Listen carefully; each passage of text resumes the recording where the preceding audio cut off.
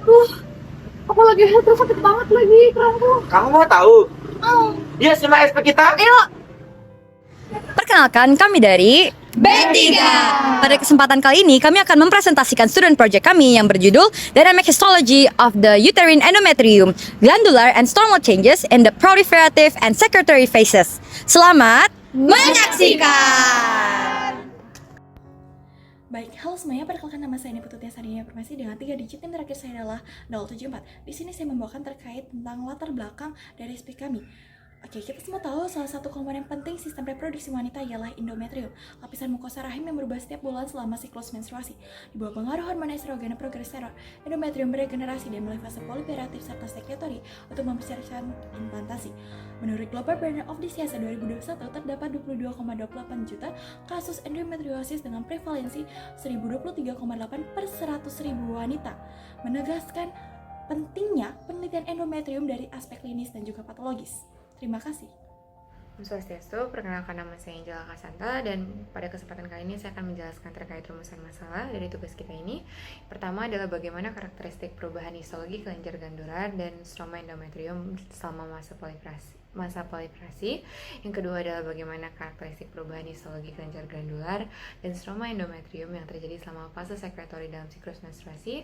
Dan yang ketiga atau yang terakhir adalah terkait peran dan mekanisme kerja hormon reproduksi, terutama hormon estrogen dan juga progesteron, dalam mempengaruhi dan mengatur perubahan dinamis kelenjar dan stroma endometrium pada fase proliferatif dan juga sekretori.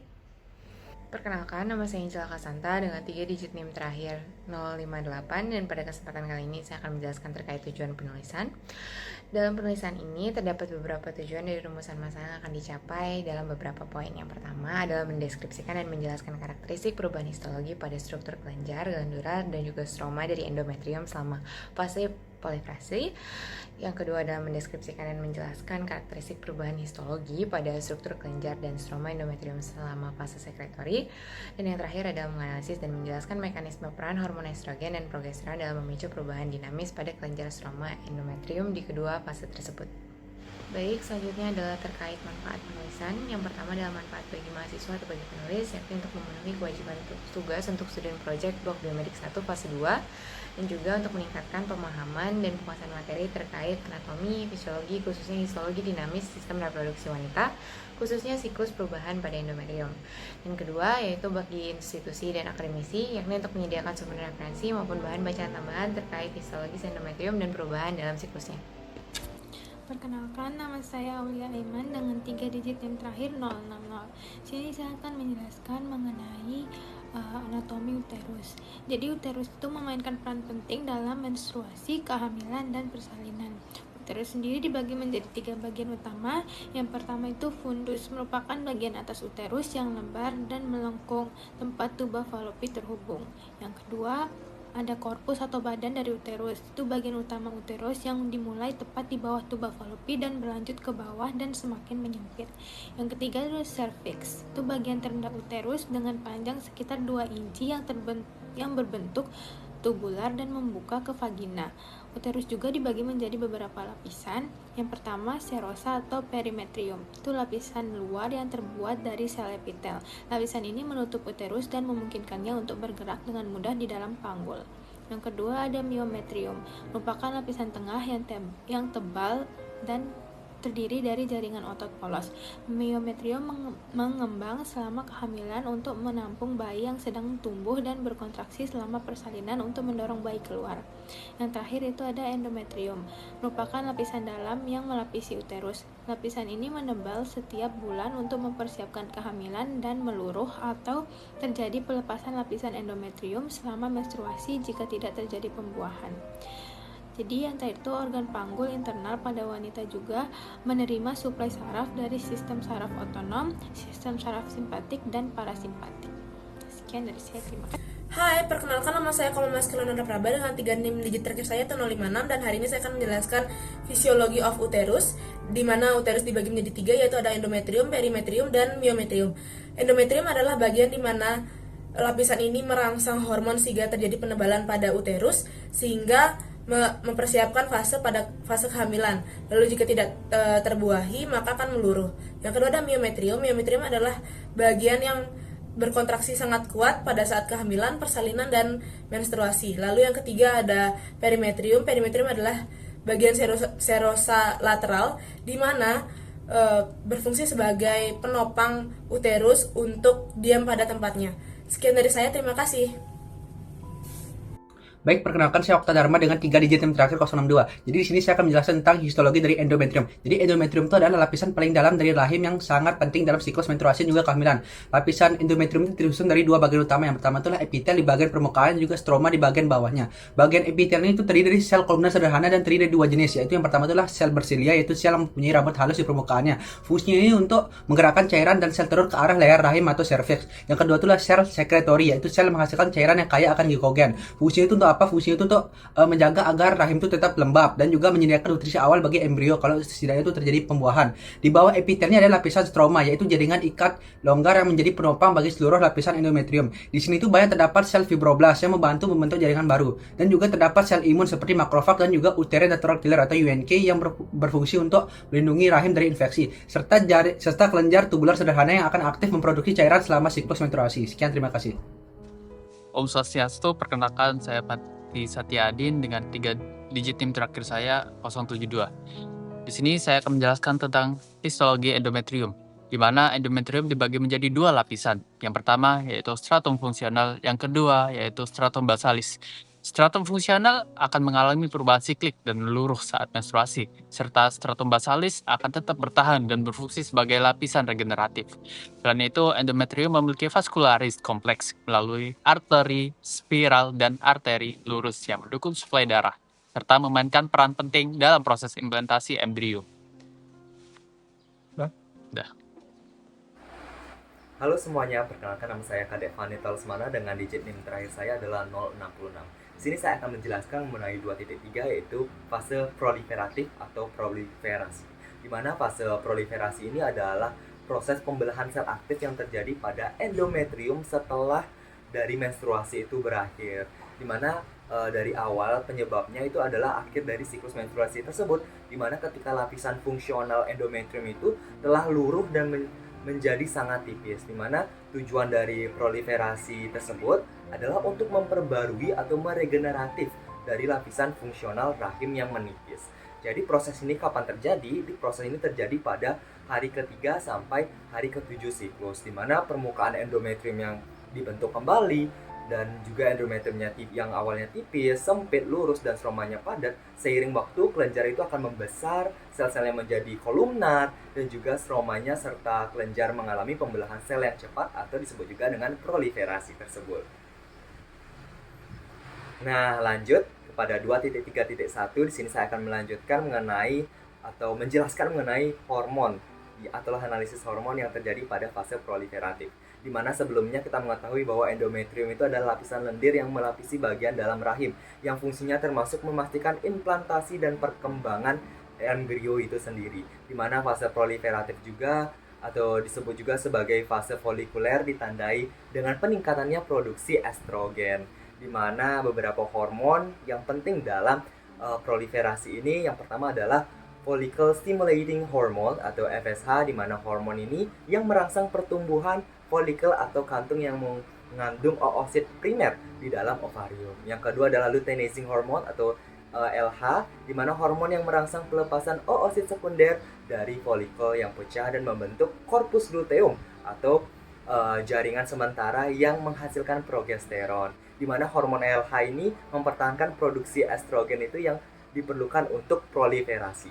Di mana yang ketiga aja juga estrogen itu sendiri, di mana estrogen itu adalah hormon yang dihasilkan oleh folikel dan corpus luteum yang berfungsi untuk mempersiapkan dinding rahim untuk menerima implantasi ovum yang telah dibuahi. Nah, kalau misalnya tidak dibuahi, dia akan meluruh dan terjadilah penyebab dari menstruasi tersebut. Nah, yang keempat adalah dari progesteron, di mana hormon yang dihasilkan oleh corpus luteum yang berfungsi untuk mempertahankan kehamilan jika terjadi pembuahan.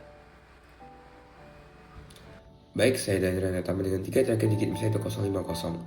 Pembangunan dinding endometrium yang telah luruh pada fase menstruasi digerakkan oleh hormon estrogen untuk menghasilkan folikel-folikel ovarium. Nah, folikel ini akan merangsang proliferasi epitel, pertumbuhan glandular, dan juga pembentukan stroma. Glandular di endometrium pada awalnya tampak pendek dan tegak lurus terhadap permukaan lumen uterus. Dinding kelenjar ini dilapisi oleh simple columnar epithelium dengan inti yang berbentuk lonjong di bagian basal. Peningkatan kadar estrogen juga meningkatkan pembelahan mitosis pada sel epitel. Hal ini menandakan akan terjadi proliferasi terhadap fungsional sel yang telah luruh. Pada fase ini ditemukan glandular kecil sebagai tanda persiapan menuju fase sekretori. Pada stroma, ketika terjadi aktivitas nutrisi yang sangat tinggi, hal ini menunjukkan pembentukan kembali jaringan ikat fungsional yang mendukung kelenjar endometrium dan juga proliferasi epitel. Meningkatnya kadar hormon estrogen membuat stroma mengalami perubahan struktur dan juga komposisi. Air, kolagen dan juga glikosaminoglikan atau GAG meningkat, menyebabkan tekstur jaringan akan menjadi longgar dan endometrius menjelang fase akhir proliferasi. Hal ini berguna dalam mempersiapkan lingkungan yang baik dan sesuai untuk fase sekretori. Baik, saya Rani Bidari dengan 3 digit terakhir NIM 054. Sekarang kita akan masuk ke fase sekretori yang merupakan puncak penebalan dari dinding endometrium yang berlangsung dari hari ke-14 hingga ke-26 atau ke-28. Nah, pada fase ini itu oosit akan dilepas oleh follicle the graft, yang dimana follicle the graft ini akan dibantu oleh LH untuk membentuk corpus luteum. Fungsi dari corpus luteum ini itu akan mengsekresikan progesteron dan estrogen untuk mendukung penebalan dinding endometrium dan juga vaskularisasinya. Namun, jika tidak ada implantasi, akan terjadi penurunan kadar LH dan juga tidak ada human chorionic gonadotropin, sehingga corpus luteum ini tidak akan bertahan dan akan menurunkan juga kadar progesteron, sehingga dinding fungsional endometrium ini akan luruh yang dapat menyebabkan menstruasi.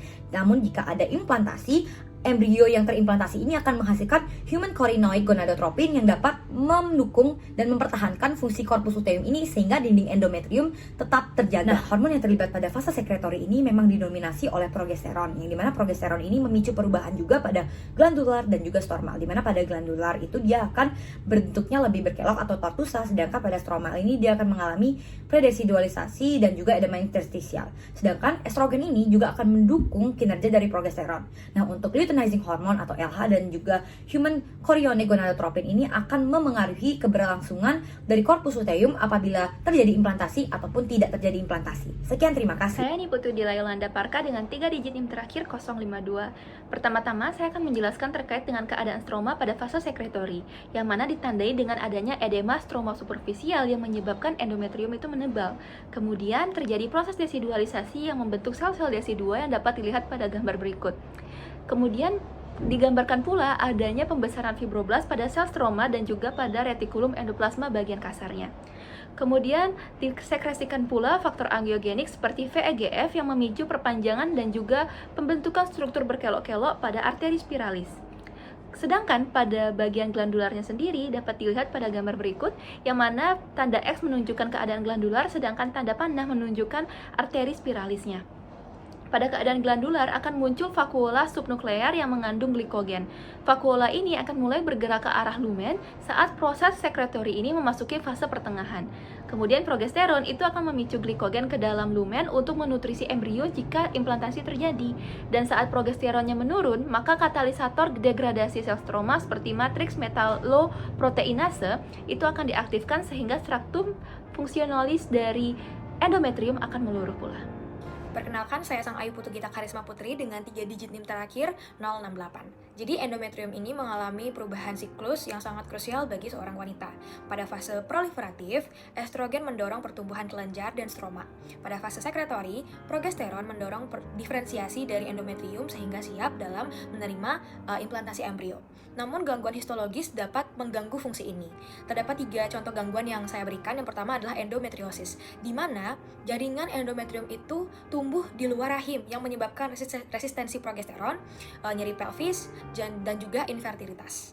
Yang kedua adalah endometritis, yang dimana lapisan endometrium itu mengalami peradangan yang sangat kronis, menghambat maturasi sel dan juga kesiapan dalam menerima implantasi embrio tersebut. Namun gangguan ini dapat diobati dengan terapi antibiotik. Yang ketiga adalah neoplasia endometrium. Ketika proliferasi dari kelenjar itu berlebih dan juga atipia inti sel akibat stimulasi estrogen tanpa progesteron itu terjadi, hal ini dapat meninggikan atau meningkatkan resiko perdarahan abnormal dan juga kanker. Baik, perkenalkan nama saya Nima Diabela Suryakalina dengan 3 digit terakhir 070. Hari ini saya akan menjelaskan bagian kesimpulan dari studian proyek kali ini. Endometrium adalah lapisan mukosa rahim secara histologis yang berubah-ubah setiap bulan sebagai bagian integral dari siklus menstruasi. Dua fase utamanya diatur oleh hormon estrogen sebagai memicu fase proliferatif pertumbuhan jaringan, sementara progesteron mendominasi fase sekretori, persiapan untuk implementasi. Keseimbangan hormonal yang tepat memastikan kelenjar dan stroma berevolusi dengan benar sehingga rahim menjadi reseptif terhadap kehamilan. Gangguan pada pola maturasi endometrium dapat memicu masalah ginekologis serius sehingga analisis histologis berfungsi sebagai alat diagnostik yang sangat penting. Sekian dari penjelasan saya kali ini. Terima kasih. Om Swastiastu, perkenalkan saya Dabagosi Karatya Wardana dengan 3 digit terakhir 064. Berdasarkan hasil pembahasan dan kesimpulan dari studi mengenai dynamic histology of the uterine endometrium, glandular and stromal changes in the proliferative and secretory phases, ada beberapa saran yang diajukan. Yang pertama, bagi mahasiswa Fakultas Kedokteran, diharapkan mampu memperdalam dinamika perubahan histologis endometrium selama fase proliferatif dan juga sekretori. Yang kedua, bagi tenaga kesehatan dan juga klinisi, khususnya dokter dan juga analisis laboratorium, dapat memanfaatkan pengetahuan tentang perubahan morfologis endometrium sebagai dasar evaluasi klinis pasien dengan keluhan menstruasi tidak teratur atau infertilitas. Yang ketiga, bagi masyarakat umum, terutama untuk wanita usia subur, agar dapat lebih memperhatikan kesehatan reproduksinya dengan memahami pentingnya keseimbangan hormonal dan pola menstruasi yang teratur. Dan yang keempat, bagi peneliti selanjutnya disarankan untuk melakukan penelitian lanjutan mengenai hubungan antara regulasi hormonal, ekspresi gen, dan perubahan mikroskopis pada endometrium. Sekian saran yang dapat diajukan. Terima kasih.